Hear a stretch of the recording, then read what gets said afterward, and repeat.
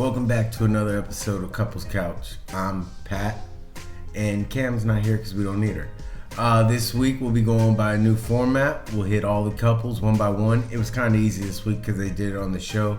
Maybe they're listening to me too. But thanks for everyone's support. I got a little bit of creative control, so let's go. First up.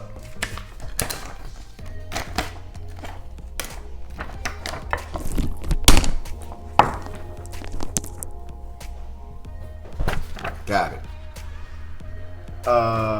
Johnny and Bow. So today's episode is called Cheers, Jeers, and 25-cent Margaritas. Well, actually, the name of the episode is Tears, Jeers, and 25-cent Margaritas.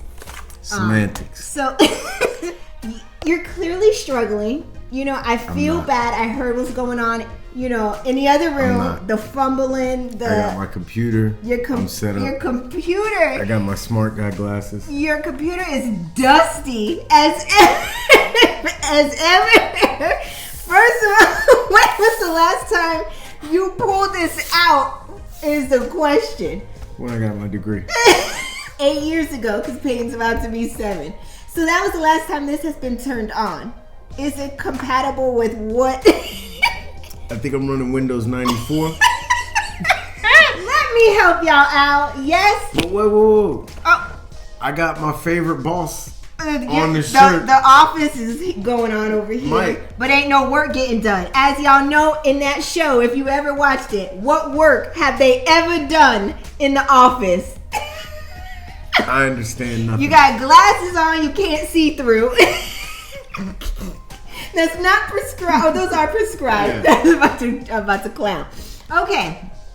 You clearly can't do this on your own. All jokes aside. Give me my notes. And let's get into it. Welcome back to the Married at First Sight, Season 13, Episode 13. This is Couples Couch with Pat. And I'm Cam. The name of this episode is called Tears, Jeers, and 25-cent Margaritas. I need 25-cent margarita. Listen, the way you was running this show a while ago, it looked like you had a couple. If you are new to our channel, welcome. If you are not new, welcome back. As you know, we give high-level overviews. We try not to get into the nitty-gritty details of everything that happened in the episode. But you guys voted last week that we should go with Pat's idea.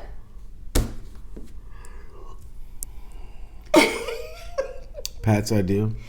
We should go with Pat's idea of talking about the show in order of just the couples. Instead of running it the way the show airs the video, just break the review down into each couple. So couple by couple, y'all voted, the majority ruled, and I will go ahead and try the new format that you guys voted upon. See, I'm not hard to work with. You know, you just tell me your ideas.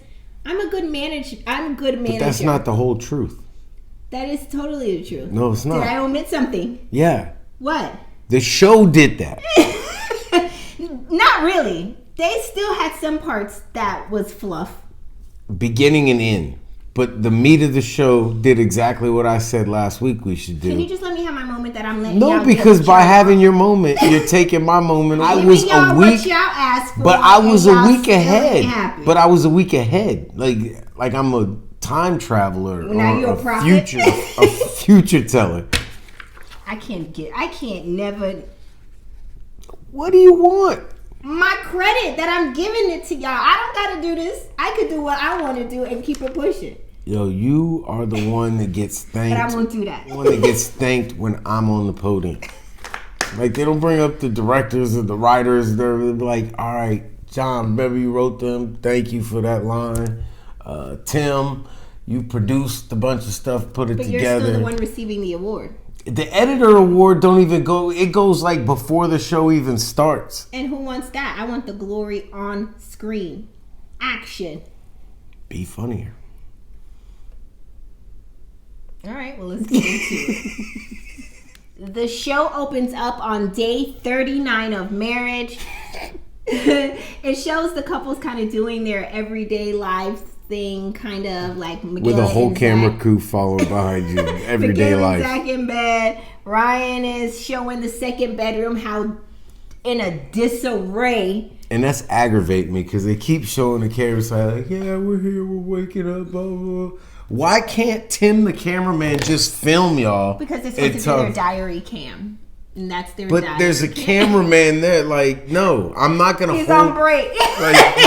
this is a bad angle. Yo, can you just shoot this for me? on break. And action. He's on break. But I thought you was going to talk about how that room looked that Ryan was showing that Brett keeps in That was nobody's room. disarray. That's not a room. That's just- CPS go by, they won't be allowed to have kids. Oh my god, it's unlivable. So anyways, and that was pretty much it on the intro. So I'll give you the intro. Now let's go couple by couple. First up, we're gonna start with Johnny and Bao. Ryan meets up with Johnny to play pool in like the, what do you call it, little clubhouse that they have, the common area. Yeah. And Johnny keep talking about people lying. Johnny lies all the time. What are you talking about? He was like, me and Ryan hang out a lot. No, you don't. Ryan act like he barely even knew you why y'all was like, I guess I'll play with like whatever. They just seem like a little off. Ryan don't hang out heavy with nobody on the cast.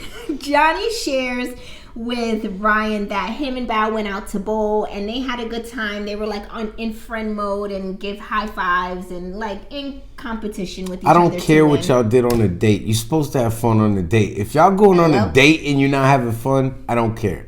Like you're not supposed to be together. What do y'all do at the house? That's true. Like when there's nothing else going on, what do y'all do? Yeah, just the chilling part. I want to know how that works.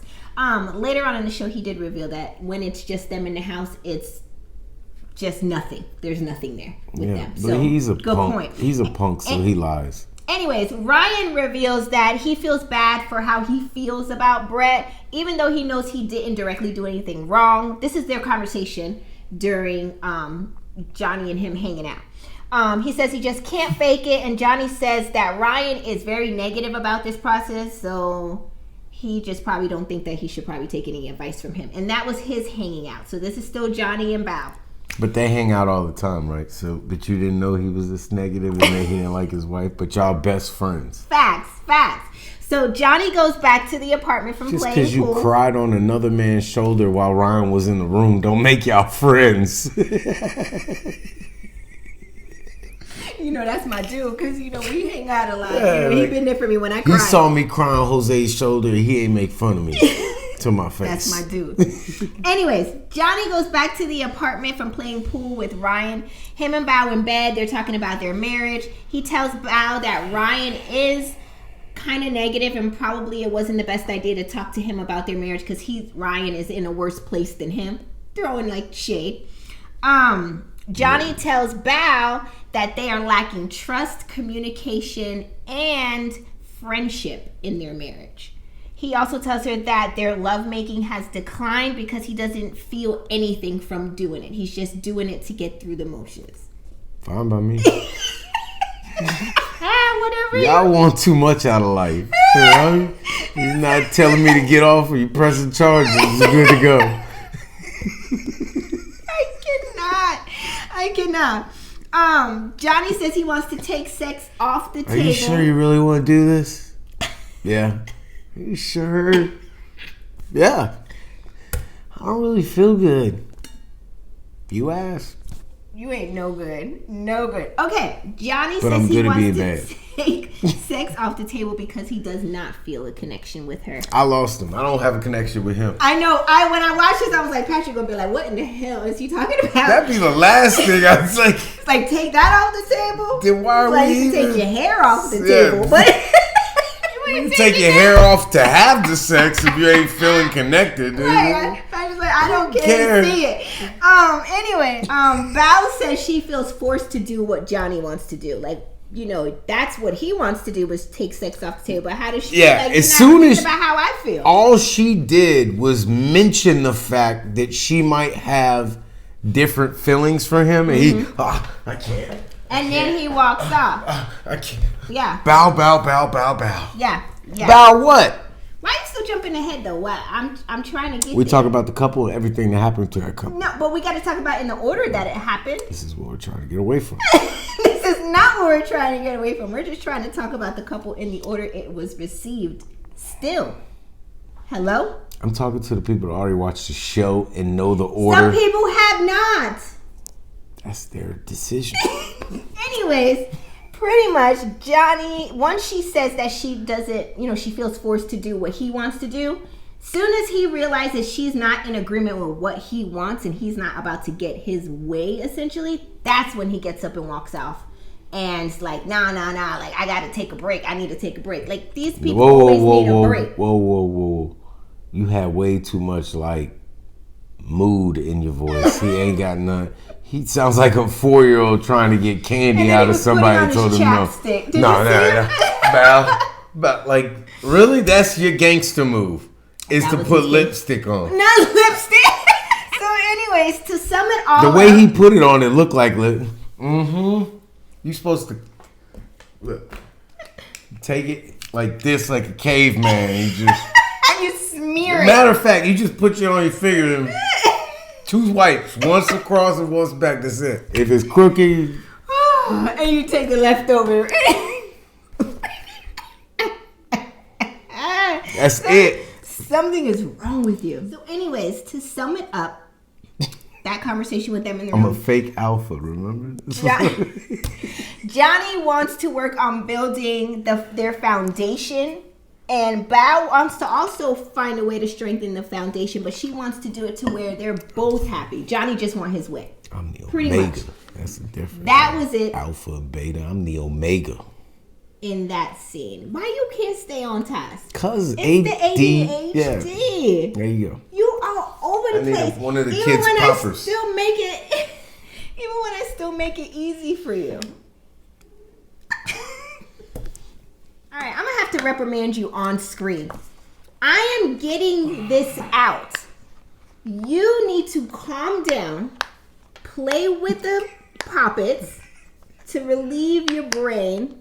And this is the kids' poppers, stress reliever thing from Amazon. I don't know if you guys are up on this. This is supposed to, like, keep you calm. So let's give it to Patrick. And it doesn't. The kids just fight over it. You bought like 6 of them in there. They only want the one the other has at the time. It's true. And this isn't helping me. Now I just want some French fries. Help us. Okay. Let's get into the next few scenes of Johnny and Bao. The next few scenes of Johnny and Bao, they're meeting with the experts, okay?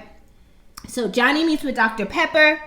Soon as he sits down to talk to Dr. Pepper, he's like, Bao is making me into a person I don't want to be. I feel like he went straight to snitching. Like, yo, chill. Dr. Pepper says he needs to be able to talk through their differences. They need structure for their conversations and maybe need to come up with better ways to communicate. Thoughts? No thoughts. A better way for those two to communicate would be to not communicate anymore. Like cut it out altogether. And I'll wait a couple more minutes until we get on that part. But I was upset on this segment. Okay, so the next Bao meets with Pastor Cal. Bao tells Pastor Cal she feels like Johnny is already 80% out of the marriage and he already has his mind made up, saying that he wants to build their foundation is him kind of finding an out for him. Like, because he's not really trying to do anything. Bonnie, put their names together. Bao and Johnny, or Bao says Johnny cuts her down with words. And he is intentionally malicious towards her. She says that Johnny lacks emotional intelligence to be a good husband, a good caring husband and father. And Cal suggests that maybe she should just have level 1 conversation with him at this point. Like, just chit chat. Don't try to go too deep because they're not ready for that just yet. Just keep it cute. Keep it cute, Bao. Just, hey, how you doing? You good? We good? Okay. You hungry? Okay. What's level 0.25? Is that like Facebook post and under that? Yeah. Oh, like, then you instead of level 1, I need to go to level. So now you just communicate on social media. Yeah, that's what I'm gonna need. Because all you do is hit like. I'm not doing this, and I'm not level 1 communication. Can you imagine if we had to do level 1 communication in here? This would never work out. That's like semi having beef because you can't say too much. No deep conversation. No deep nothing. Like nothing about feelings and nothing about. Well, we're already at level 1, I think, right now. Just kidding. Maybe 1.5. Just kidding. So after Bao meets with Pastor Cal, they go and meet back up, Johnny and Bao, after their talks. Why is... If y'all supposed to be experts, Dr. Pepper, you can't clearly see that even after you trying to talk this man up for his own wedding, he clearly doesn't want to work on it or be there or like his marriage, wife. You mean? Yeah. Yes. So why are you sending him back in there? And Pastor Carl, the show ain't over. She trying so to they care more about the show than the actual individuals. That's what I'm saying. No, that's what I'm saying. Like, if you're really a pastor and you're supposed to be helping people through their problems, and you see that two people just aren't compatible, then why are you sending them back? Because what they're trying to make them work through it. Is make them work through it. Let them see that marriage. If that was your daughter, you make her work through it. That's a good question. If that was your daughter, you tell her, I know he talked to you bad, and I know he tell you he don't like you. Dig deeper and have, maybe don't dig deeper. Have just level 1 conversation. Yeah, we parent different. Anyway, talk to Peyton like that if you want to. Get crazy if you want to, because I'm gonna keep it cute, I'm real quick. That's the only reason I run and work out. Anyway, so next scene, Johnny and Bao meet back up after their meeting with the experts. They both look completely defeated, especially Johnny at the table. He's got this half look on his face, and when Bao was trying to talk to him, well, you can see his thoughts through his. And Johnny goes ahead and apologizes to Bao for how he's talked to her and the things that he said. Bao says 3 minutes and 37 seconds before he disses her. Like, bro, I thought she was for real gonna throw that water in her face. She doesn't really, she doesn't genuinely accept his apology because she doesn't know, not genuinely. She doesn't accept his apology really because she doesn't know if he is genuine. Let me make sure I say that correctly. So, 3 minutes and 37 seconds later. His apologies are the worst. Like, I'm so sorry I called you fat.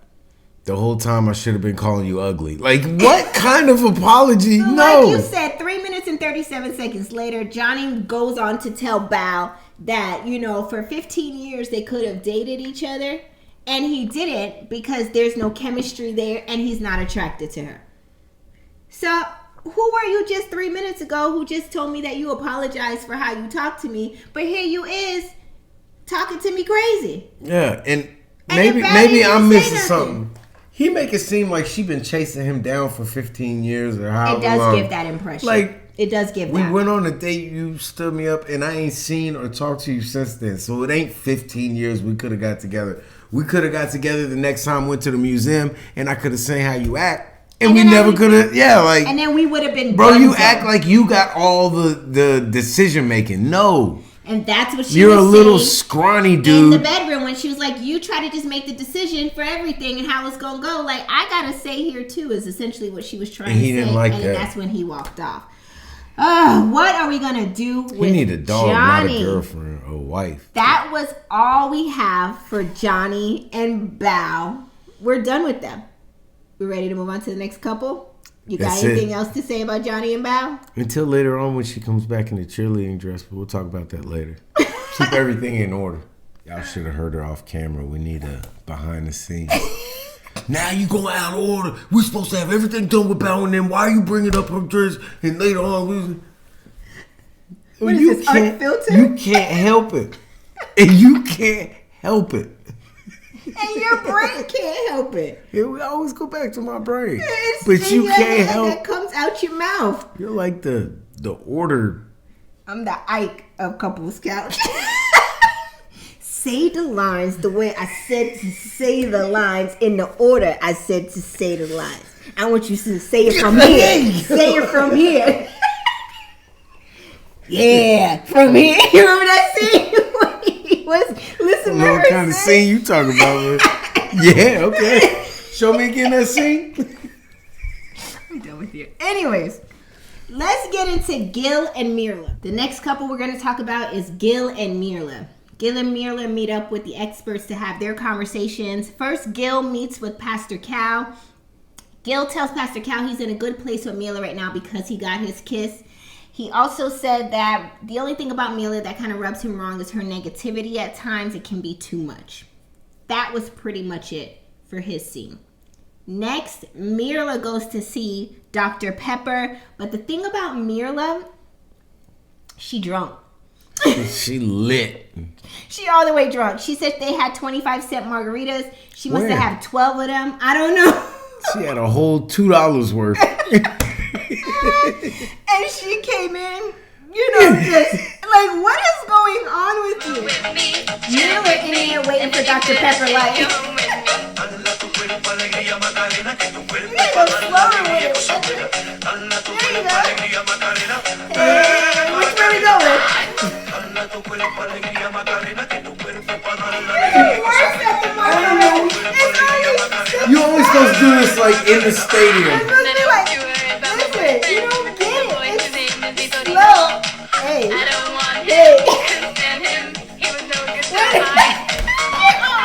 Anyway, she reveals that she was partying with her friends prior to meeting with Dr. Pepper.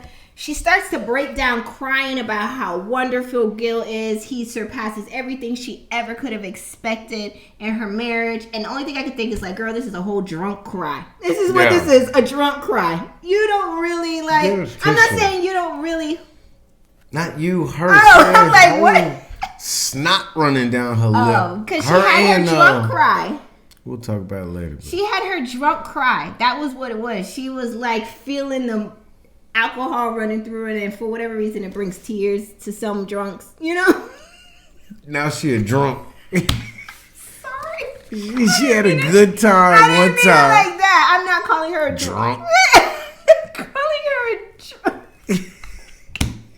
That's how it came out. Like that's, she was that's not how I meant it. That's not how I meant it. But that's how it sounded. But that's not what I meant. Okay, and that was it pretty much for her scene. Gil and Myrla meet back up after their talks with the experts. Gil asked her why does she get into these negative moods. Myrla said because she's an introvert and she gets moody and needy. And Gil suggests that when she gets into these moods that she should try to be more affectionate, so like to turn her whole mood around. Like be affectionate to him. Like you feel yourself getting moody, come and try to hug me up or something to try to like change your mood.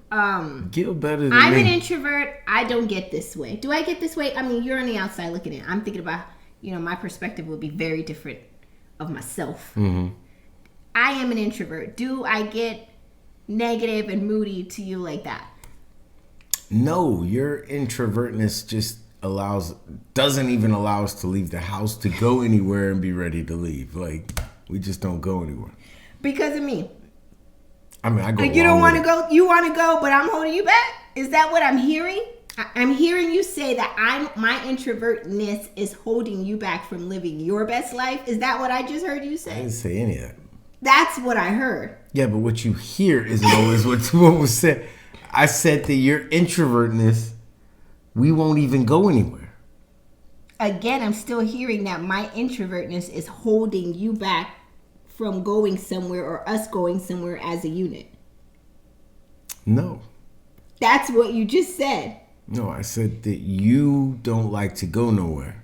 Do you like to go places? Not particularly. I just showed you the Grand Canyon. You said ain't nobody trying to leave to go watch no waterfall. Didn't you say that? First of all, you didn't show me the Grand Canyon. You showed me Niagara Falls. Canyons and falls out there, don't they?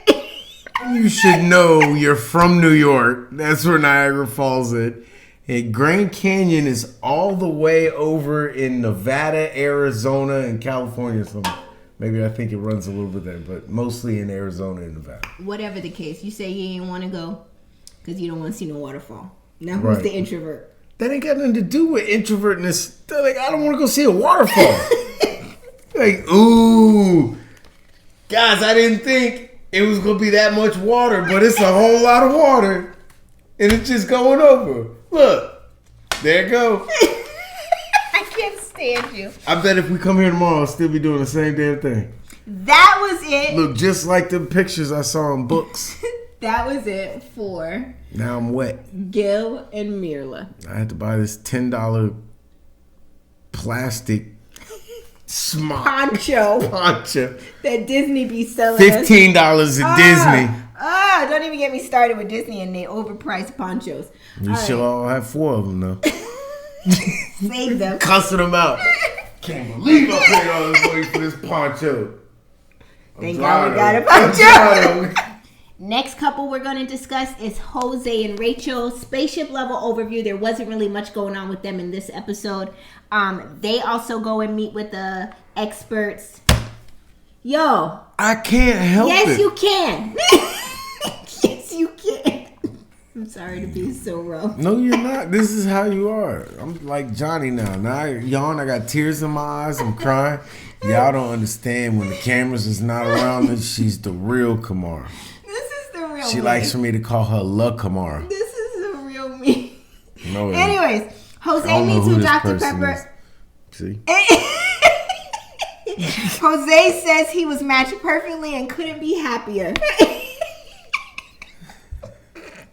Jose says he's trying to work through having everything figured out for his wife, even though she's very independent.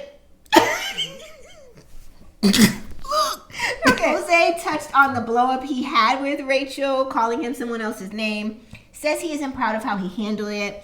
Dr. Pepper says Jose needs to work on building back his trust with Rachel. That was pretty much it for his conversation with Dr. Pepper. Yo, if these people would just listen to me, I know everything. I try to tell y'all this. I know everything.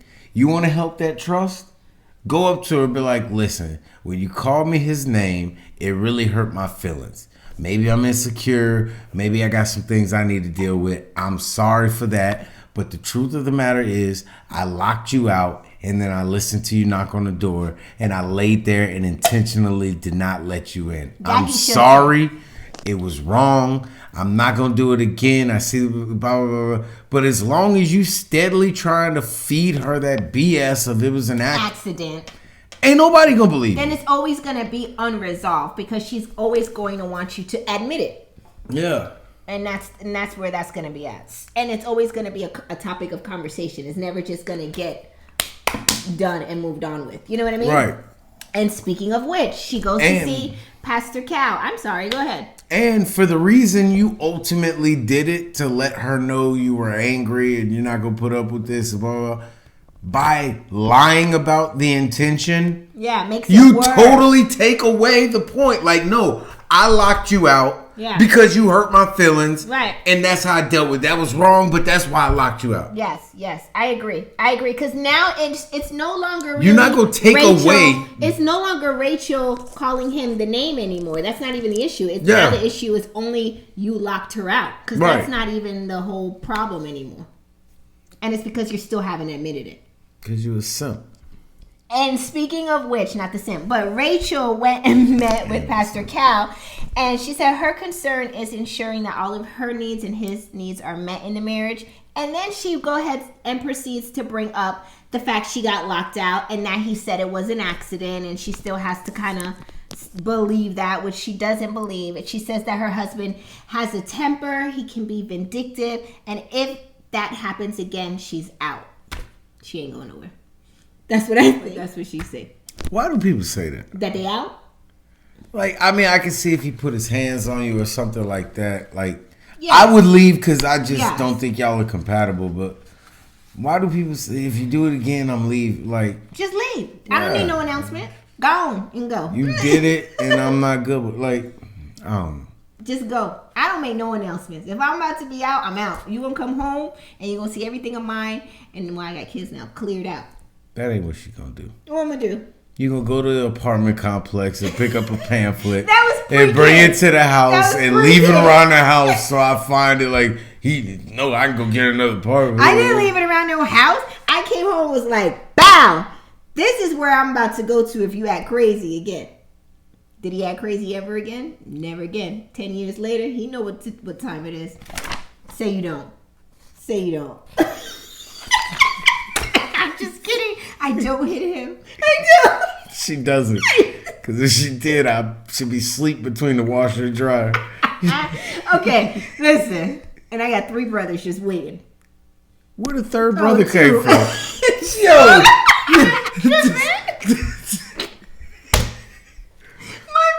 This how you know somebody all capped. She made up a whole person. I got 4 brothers and 6 cousins you don't even know about after 10 years of marriage. I'm tripping. I need to move on. Let's move on to the next couple in this episode. Next couple is Brett and Ryan. They meet up with the experts. Brett meets with Pastor Cal. She tells him that she's just saying that, she's still here. She's just trying to be committed and work through the marriage with Ryan. Brett said that they do not have any intimate conversations, meaning they don't talk about any feelings or anything that rubs them wrong. And Cal tasked her, listen to what I said. Cal tasked Ryan, Brett, with going to talk to Ryan and ask him specific questions. When did he give up on the marriage? And when did he know that this wasn't for him? And she said, okay, I'll do that. When I walked in the bathroom and I had to see your dirty drawers on the floor every day. And the wash rag that you showered with it was across the shower floor. And your mildewy towel was in a lump on my carpet, so it's going to make it smell real nice. I know your mildew towel.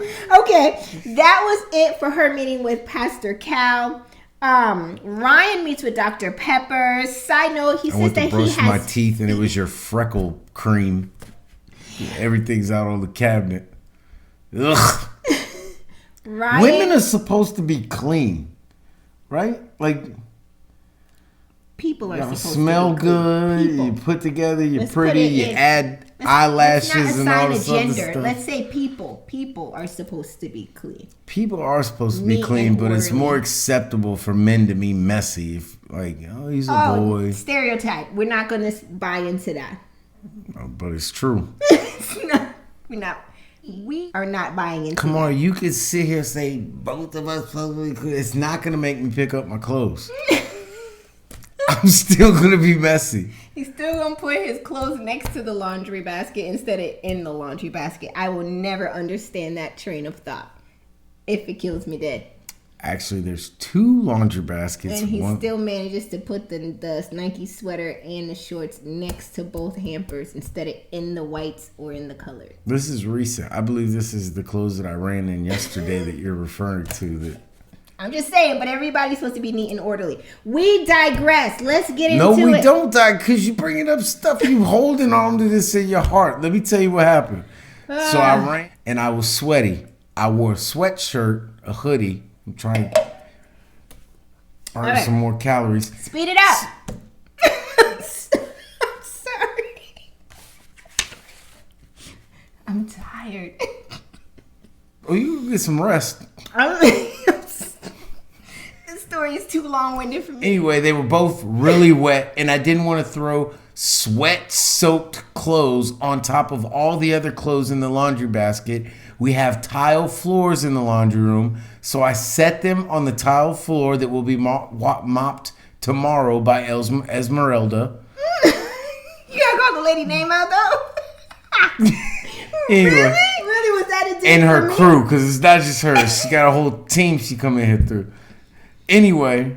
He ain't right. It's another thing. Why is you worried about cleaning up? Esmeralda, come over here and clean up. She ain't picking up your laundry. She's gonna shove it to the side while she mops the floor. So that was the reason for the clothes being next to the laundry, so that all the other laundry didn't have my hard workout sweat drenched in it, and then you come in here, hey, you ruined it, my leggings, these fluffy socks stink now, something. Are you done, Brett, with the dirty clothes everywhere? Let's move on to Ryan when he meets with Dr. Pepper. Clothes, because I'm looking good right now. I'm just messing. Ryan goes to meet with Dr. Pepper. Ryan reveals that the visit with Dr. Viviana is when he realized that this ain't gonna work for him. I'm in love with Dr. Viviana. Why y'all couldn't give me her as wife? She is married. Little details. Anyway, Dr. Pepper tells Ryan that he can't see things being wrong in the marriage and just keep a tally of everything and never say anything. Like, you have to speak on these things. You can't internalize it. Pepper says that Ryan and Brett haven't really tried to get to know each other, and they need to both put the effort in. And Ryan says he's committed to trying. Brett and Ryan now meet back up after their conversations. And I ain't call BS. what are you about to say? I forgot not to dive deep. What are you saying? Delve deep. Ryan reveals that Dr. Pepper questioned his effort. Then you really just go keep on going and not ask me to say what are you talking you about? You being so long-winded today, and you the one who say you want this sped up faster and quicker, and you is the one taking me off track every good time. I'm just saying, with the advice of not marking off everything you dislike, blah, blah, blah, you should. You should know what you don't like in a person, and then make a list, and then ask yourself truthfully, are these things that you can deal with? Things I can deal with? Because trying to make a person change, like if it's something small, then okay, cool. But a lot of these things are just who the other person is. And to try to make them change for you, unless they want to change, it ain't gonna happen. Like, I don't want Kamara to change the person I am. She can make the person I am better, or help me to make the person I am better. Right. But I don't want to change, because eventually, but to be fair, I'm gonna get to the point where I'm like, all right, the change was cool, but I'm gonna go back to over here. But to be fair, should he at least still speak on it? Because if you're just internalizing all these things and never speaking on it, the other person doesn't even know that these things are triggers or upset. The things he doesn't like about her that really matter are things she can't change. He just doesn't like her. I think you're right, though. So, and then whichever one of the doctors she was meeting there was Pastor like, Cal. Yeah, whatever. There was like, ask him what he sees. When did he give up on the marriage? Oh, he wasn't the one that said ask him when he sees, or what he sees in the marriage, or like what, when he envisions marriage, what he sees? That's that. Well, if they would have asked Ryan, I'd go what I would have thought that would have happened. If they would have asked Ryan that, he'd be like, busty blonde, cooking breakfast while the kids run around. You know what? I'm doing this with you. Brett and Ryan meet back up. But he would have done it without crying.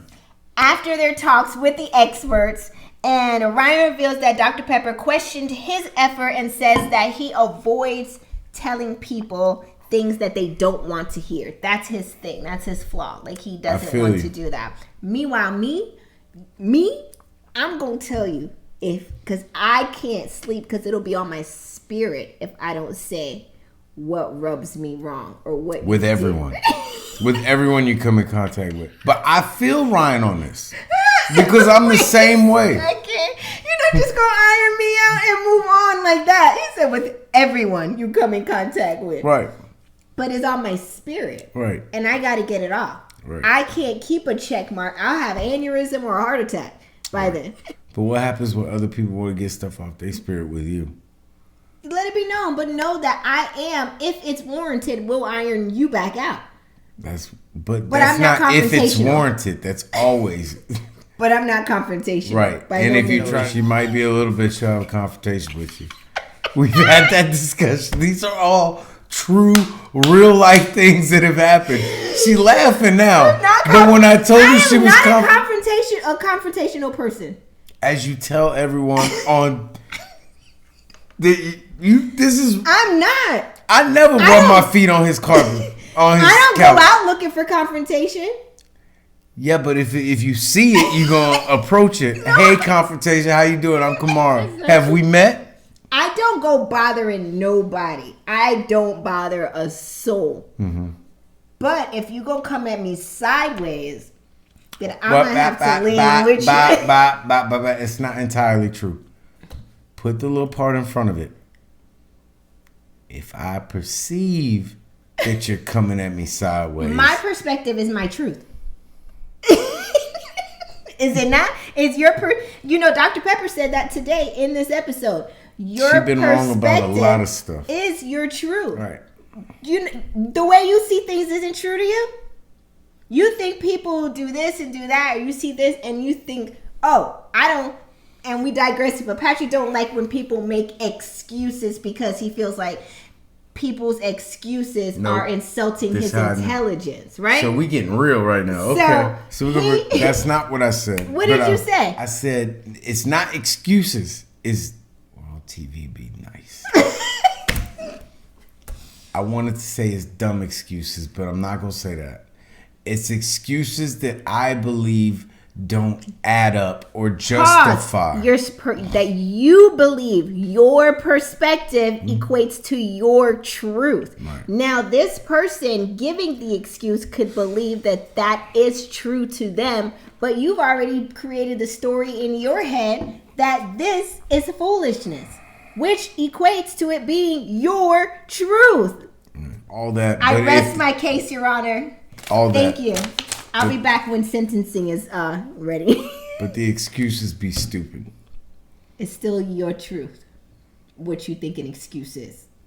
Don't say that. Because if a stupid excuse is your truth, then you're stupid. Anyway, we digress. So. Thank you. I'll be here all week. Anyways, after Ryan tells Brett that, I don't like you. He doesn't tell people things that they should hear.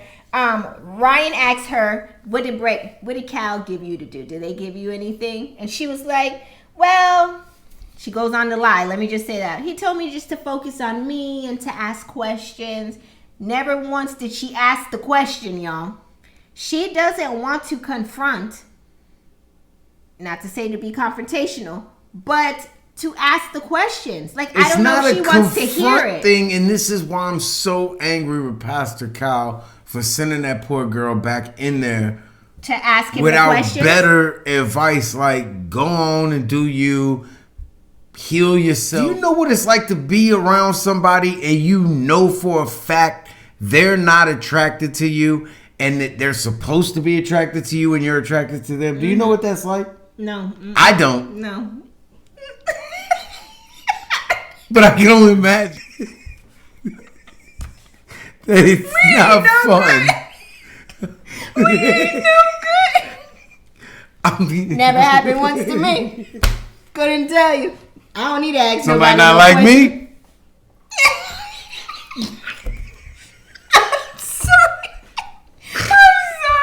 We need help. We need help. We ain't know. This is why we're together, because we are some fools. Anyway. So. No, but for real. Like, I don't like that they're doing that. Like, they Ryan truly doesn't like her. He's not attracted to her. Doesn't look at her that way. He's never going to be happy with her as a wife. Yeah. He's said it, and he's going through hell trying to still be a good guy and not be mean to her, but he, like you said, can't make himself feel something he doesn't feel. Yeah. And y'all should see it. If we can see it from the edited out version we get, I know the experts are watching the uncut cameraman mode. Yeah, like y'all are seeing this and y'all. Like, so you gonna ask him? Y'all ain't shit. Cameraman, like, don't ask him. We know already. Yeah, don't. That's true. She's not asking because she doesn't want to hear the answer out loud. But she doesn't really want to. Yeah, if I bet more than anything, she wishes decision day was tomorrow or the next day. Just to get it done and over with. Tear the Band-Aid off and let me go on about my Snatch it off. Because right now, Pastor Cal want her to go peel it back hair by hair. Yeah. Like, ask him when he stopped liking you. Well, ask him specifically what it was about you he didn't like. We want to know this, but Brett is not in the room. We already I wouldn't ask that this. if Brett and Ryan was in the room. Like, I would have been like, so tell him when you didn't like her when it started. He left me. Like, that's was he hard. Cheating? Right. Who was he cheating with? Do that. Like, why was he cheating? Because nobody. What did he like about her? He didn't like about you. Like this, I wouldn't do that. Not in person. No. But I listened to the tea if you went ahead and asked him. But I'm not gonna make you go ask him. Not about me. It's not about me. That's not tea if it's about me. No, that's what I'm saying. That's what I'm saying. Would you want, even if it wasn't you asked, if you wanted an answer from me, but your friend, you wouldn't ask your friend to find out. No, that's not what I was saying. That's even worse. That's not what I was saying. What I was saying is she went ahead and asked Ryan. I listened to the tea of her telling me, but I wouldn't want somebody to go ask my man how bad or how ugly he thought I was. Did you see her head and those roots?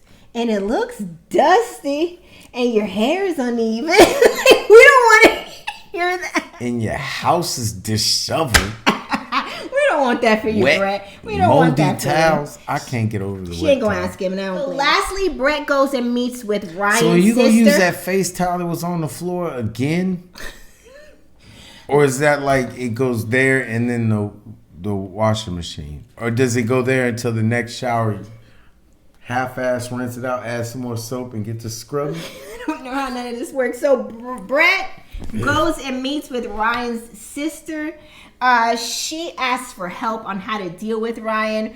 Ryan's sister. That's what I said. Don't Ryan's ask sister. my brother nothing because if he don't have my back, we don't want Philip to tell us every anything. sibling. Like, don't tell nobody the truth. We the same blood, and you out here spilling my secrets to this lady. So Brett asked. I know her 5 weeks, and you out here telling her my secrets. So Ryan's sister. Is there someone else?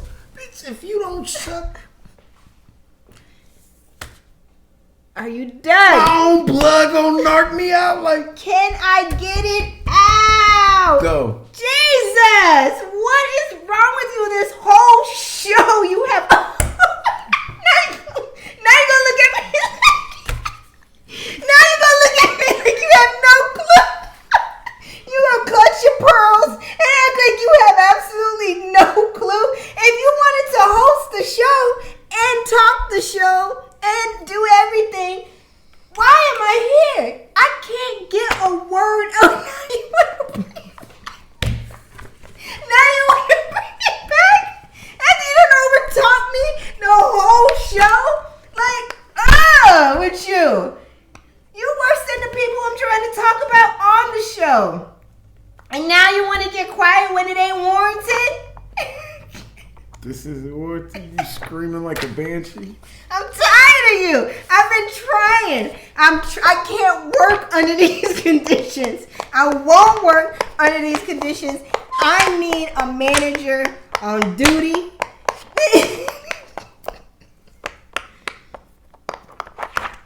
I need somebody to help me with my co-host. He is driving me insane. Can I... There's a fly on your head, I swear to God. You didn't see it? How in the hell am I supposed to see a fly that supposedly on the top of my head when you watch the as you're talking? You can't put abuse on TV like this. I'm sorry. You're sorry, I don't give a damn. I just want to get through the show. That's all I want to do. That was my fault. That was my fault. I'm sweating. Typical abusing. Can I say what I'm Why trying to say? do you make me do this to you? Why do you keep talking? You know what I'm going to do when you make me angry. Brett went to meet with Ryan's sister. She asked for help on how to deal with Ryan. Brett says she noticed that after they returned from the honeymoon a week after, I already said all this. His energy fell off. His sister said she knows her brother and maybe his attention is somewhere else. And Brett was like, oh, really now? And now you can go and get your rant in, but you can't do it as I'm trying to tell it. You got anything? Of course you do. I'm moving on to the next couple. The last couple we're going to talk about in this episode is Zach and Michaela. I see you.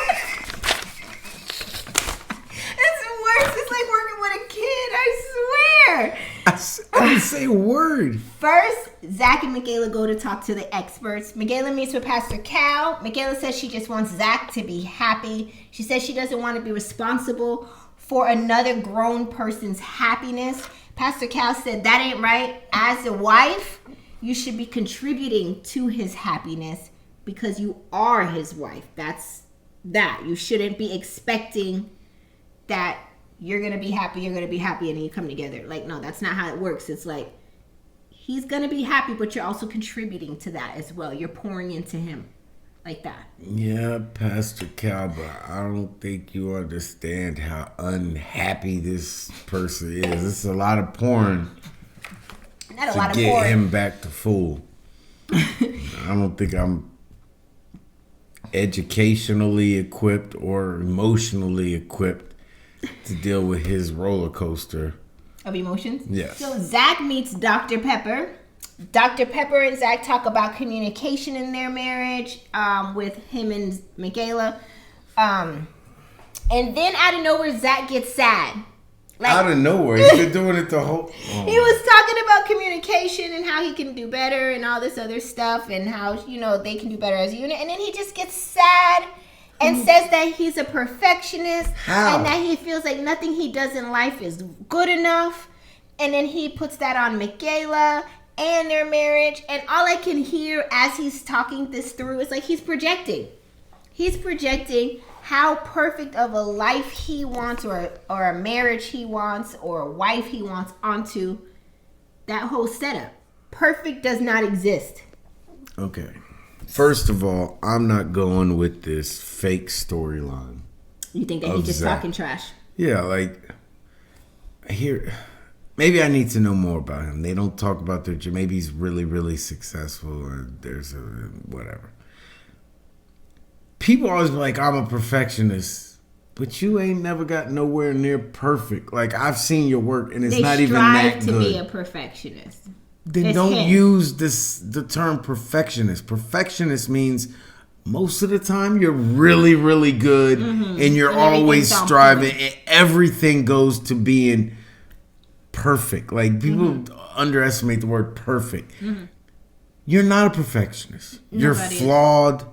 You're this. You're like, and that's okay. No, it's not. You should be working on yourself, but you're not a perfectionist.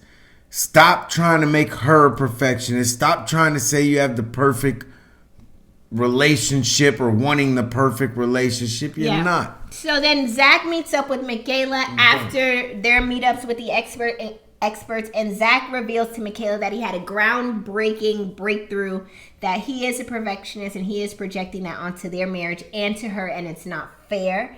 He says his ideal marriage is to have him and his wife in the kitchen playing music with the kids running around playing, and that's like his ideal. You were really, really stupid. I'm like, this how I know you don't know what marriage should even look like. Nope. Because the idea of you and your husband elbow to elbow trying to cook something in the kitchen, is infuriating to start with. And who gonna cook the eggs? And then to have the kids at the same time running around playing will drive you mad. His kids were probably singing songs in tune together. And then music playing on top of it. So all I hear is noise, confusion, cooking, and a whole bunch of running around. And that does not sound like the ideal So all four marriage. of us in the kitchen. Who gonna tell Alexa what to play for this music? I don't want to. Because I got one that's gonna say, Alexa, play the Ghostbusters song. The other one gonna say, Alexa, play JoJo Swayze or whoever that is. Then this one gonna want beat Beyonce. I'm trying to listen to some Kevin Gates with all of them. Listen, I don't want none of that. That does not sound like my ideal marriage to me. If we were using that scenario for me, my ideal setup would be breakfast being delivered to our home. You not bothering me while I try to eat in peace and watch my shows. The kids off in their rooms somewhere with their iPads, not asking me 20 questions. Right. And how to spell this. And does 10 times 10 equal 100? Right. And how do you say 15 in Spanish? Right. And PJ asking me, how did Chucky get into that body? How does he even know about Chucky? The commercials. It's just like, that's what marriage and kids look like. All right. My turn. Okay, your turn. What's your ideal marriage? All right. What would that look like? Kamara had like a nail appointment, or she was going shopping for something. So she's out of the house for hours. Home goods. That's fine. Across town. And then the kids are at Poppy and Gigi's house, and the Cowboys are about to come on. And you're by yourself at the house. Me and Dallas. You and the dog. Yeah, we're good. That's your ideal marriage. Everybody's accounted for. Everybody's safe. Everybody's not bothering each other. Everybody's doing what they like to do. Right.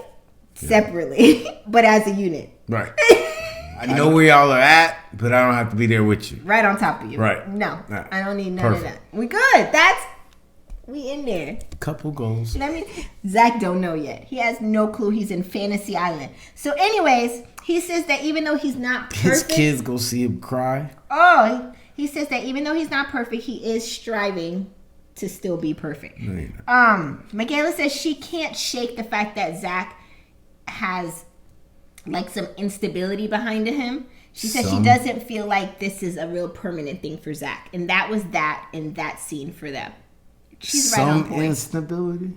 Well, maybe that's my words. Both of y'all is like verbatim. the Karate Kid 2 on them pillars sitting out in the ocean standing on one leg. Neither one of y'all is stable.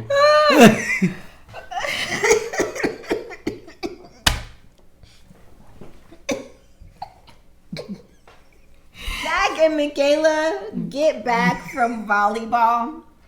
So the group as a unit, like all the couples went out to play volleyball, by the way. So let me set the scene up for y'all. So I ain't see no ballers, like for real. I don't know who won, but all the couples were there and they played and then they broke off and had like their little conversation. So now Zach and Michaela are coming back from volleyball. Time out before we get into relationship stuff. Let's stick on this volleyball thing. Okay, go ahead. Get into it. I'm like the king of volleyball in Jamaica. Here we go. We're going to go back 10 years. No, 8 years. Jesus. Sorry.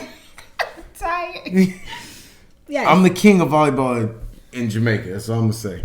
I don't know about that, but he played one round of volleyball. I thought he was in the championship on our honeymoon with strangers and thought he was going for the gold. No. They had like announcements, big volleyball tournament today, blah, blah, blah, volleyball game. So y'all don't understand. Everything's a competition for him. Let's get it.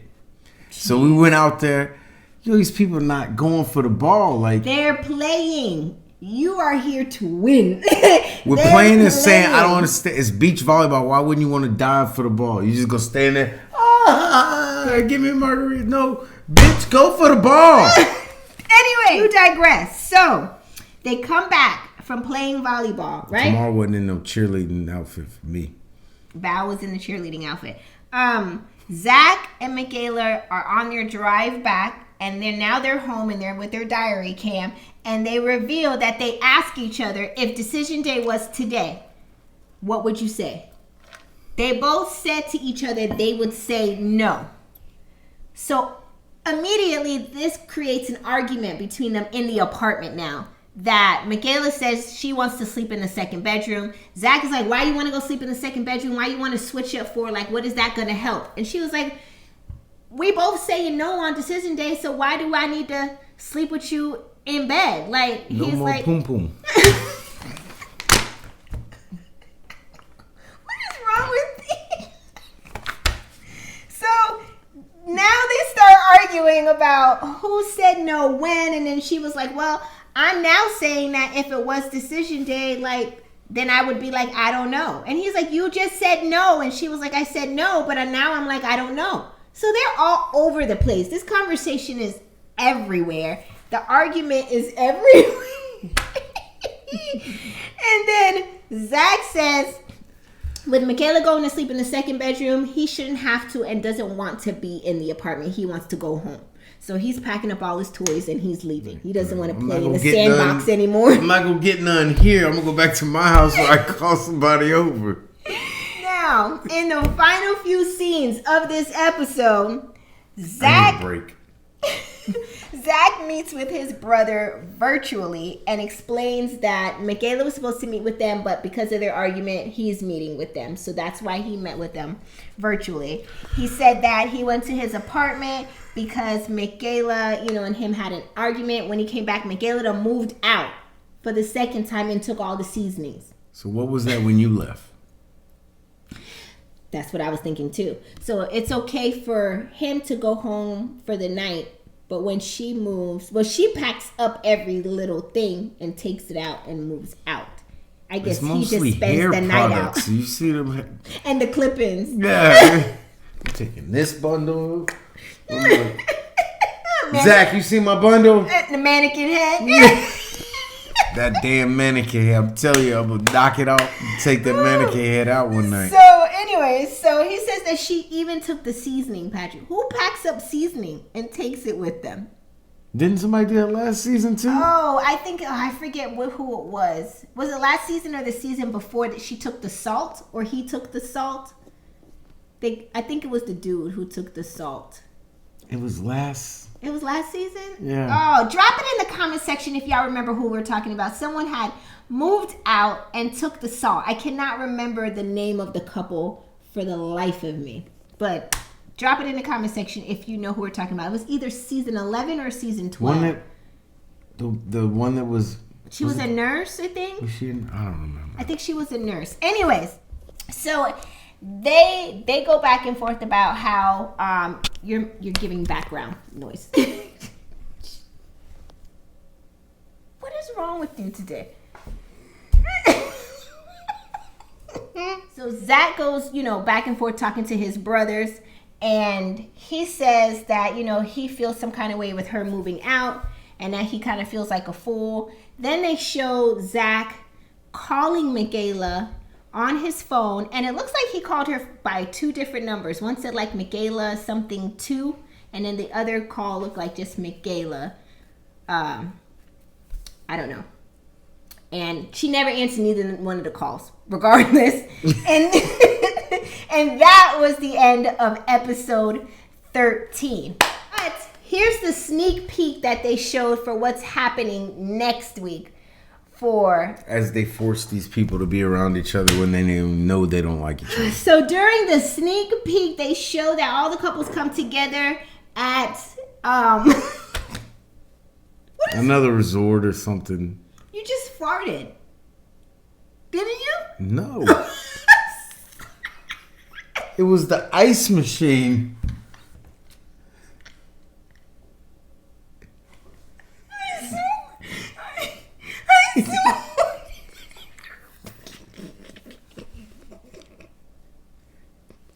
Do you smell a fart? No, but I heard it. So I was like, you just go fart.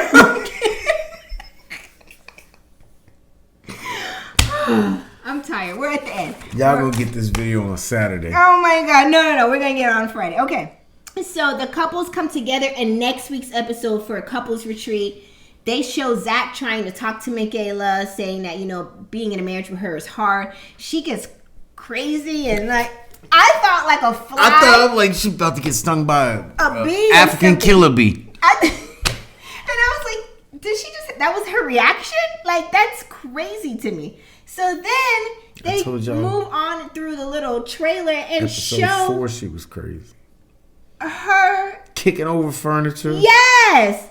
Kicking over the pool table. First of all, it was from like a security thing. I thought it was like one of them ghost videos where she kicks over the thing, she walks, and then the whole thing like slides off the camera. You know what I mean? But she's a weirdo. So possessed in that. That's what I was getting at.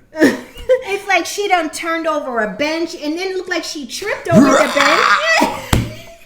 Didn't she trip over the bench but kept going, like kept caught her balance? And who was holding her back? Like maybe a producer. And then Bao was at the door. Go for it. Bao was at the door looking like, was she not? Looking like, I don't know what's going on over there, but this is, alarming. Like, Bao, you don't want to see none of this. Close your door. We can't make him stay. That's all I kept hearing. I don't know. So this is finally the episode coming that we all wanted to see on why she was going so crazy in that episode.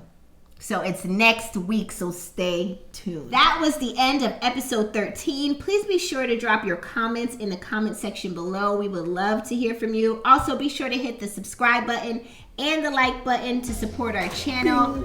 And we thank you so much for watching, and we will see you in the next episode. Also, let us know your thoughts on the new format of the show. Give me a thumbs up if you think you like this format better, or you like it when we run through the whole It ain't show. gonna make a difference. You talk just as much, and we're gonna have the show just as long with your inputs here, inputs there. We gotta know every little thing, and then you go off on how it affected you in your own part. Like, it's crazy. I'm done with this. Anyways, thanks for watching. See you next Friday. Bye, y'all. Bye.